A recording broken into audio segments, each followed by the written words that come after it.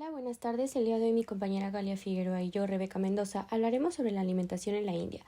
De esta manera abordaremos datos históricos sobre la India hasta llegar a la época contemporánea, tratando temas como la alimentación, la cultura y la religión. Junto con ello explicaremos la historia de un platillo típico mencionando su historia y antecedentes de la alimentación que lo componen, así como la influencia que tienen al día de hoy. Comenzando por hablar un poco acerca de la historia de la India, la cual es muy vasta y compleja, pero aquí les dejaremos algunos datos más relevantes de esta historia. La civilización de la India fue una de las primeras civilizaciones urbanas del mundo, junto con Mesopotamia, China y Egipto. Esta civilización floreció en el Valle del Indo alrededor del año 2500 a.C., en lo que actualmente se considera Pakistán y el noroeste de la India. Los primeros años de esta civilización estuvieron llenos de invasiones de otros grupos y migraciones de diversos grupos como los arios en el 1500 a.C., las invasiones de los persas, de los griegos, los mongoles, los árabes y también eventualmente los musulmanes. Luego de todas estas invasiones y migraciones de diversos grupos culturales, surgieron los imperios antiguos en la India. Estas fueron varias dinastías como la Maurya por el emperador Ashoka y el imperio Gupta, que fue conocido por la Edad de Oro en el arte, la ciencia y la cultura. Luego de estos imperios comienza lo que fue conocido como la influencia extranjera, que fue principalmente hecha por tres civilizaciones: los sultanatos islámicos en el siglo XI, la llegada de los mongoles en el siglo XVI, que si bien fue un imperio, una conquista violenta, fue un imperio de mucha riqueza cultural y construcción arquitectónica. Y por último, el dominio británico hacia el siglo XVIII y finalmente el siglo XIX, como la Compañía Británica de las Indias Orientales. Luego de tantos dominios de extranjeros, la India comienza su movimiento de independencia en el siglo XX con Mahatma Gandhi y Jawaharlal Nehru, y en el 1947 consigue su independencia dividiéndose la India y Pakistán. Después de esta independencia y esta división, hubo un periodo muy prolongado de violencia y migraciones en masa hacia otros lados para escapar de esta violencia. Finalmente, en 1950, surgió la República de la India y adoptó una constitución democrática y secular. Se dice que Ibn Battuta, de origen marroquí, fue un explorador y escritor de expediciones que escribió sobre las costumbres en India, el cual sirvió al segundo sultán Muhammad bin Tughlaq de la dinastía Tughlaq, quien extendió el dominio del sultanato de Delhi desde el norte de la India hasta casi la mayoría del subcontinente. De esta manera le sirvió como juez y escribió sus experiencias sobre su viaje en su Historia de la India. Uno de los platillos populares de la época eran las samosas, que son de masa en triángulos rellena de carne picada y nueces. Los cocineros árabes de los siglos X y XI los llamaban sambusak.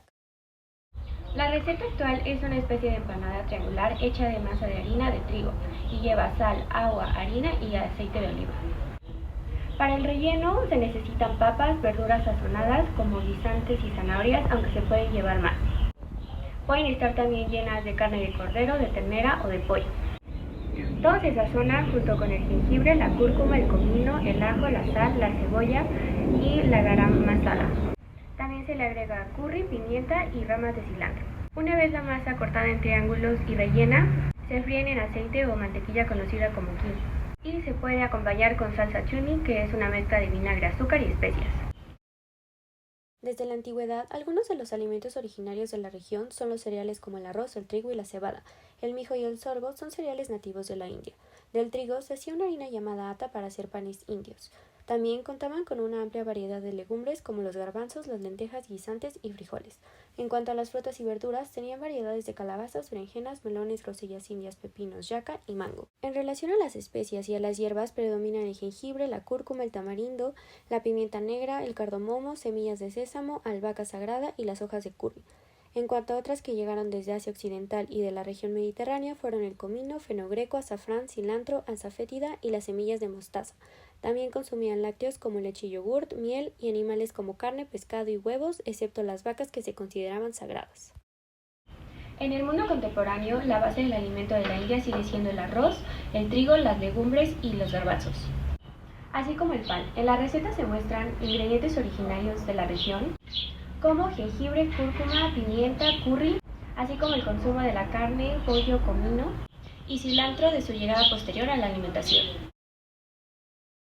Ahora que sabemos un poco más acerca de la alimentación, vamos a relacionarla con uno de los aspectos más importantes de la India, la cual es la religión, en este caso el hinduismo. Esta religión la practica aproximadamente el 90% de la población de este país y consiste en la creencia de muchos dioses que en realidad solo conforman a una deidad.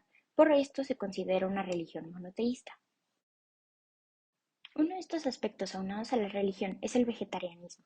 Esta es una práctica común dentro de la religión de los hindúes debido a la influencia de esta doctrina conocida como ahimsa o un principio de no violencia. Esta se centra en la enseñanza de la compasión hacia todos los seres vivos, sean humanos o sean animales, y muchos hindúes creen que consumir la carne implica causar daño a otros seres sintientes, por lo tanto, practican el vegetarianismo. Esto también lo vemos muy común con cosas que nos dicen normalmente. Por ejemplo, las vacas son vistas como figuras sagradas, ya que se relacionan a ciertas deidades y a este principio de no dañar. Ahora también los hindúes observan varios días como de ayuno para parte de esta práctica religiosa. Estos ayunos suelen ser dedicados a alguna deidad en particular o pueden tener propósitos específicos como la celebración, la purificación del alma. Entre estos se encuentran el Holi y el Diwali, durante los cuales se prepara muchísima comida para después comerla junto con los seres queridos, luego de realizar este ayuno.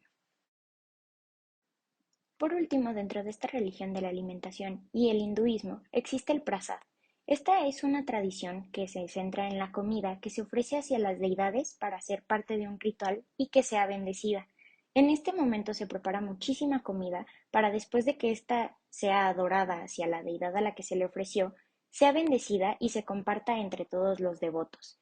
Esta comida es muy importante ya que es considerada sagrada y se consume con reverencia al ser tomada de una deidad. Eso fue todo de nuestra parte, esperamos hayan aprendido y conocido un poco más acerca de la alimentación en la India y hayan disfrutado este video. Gracias.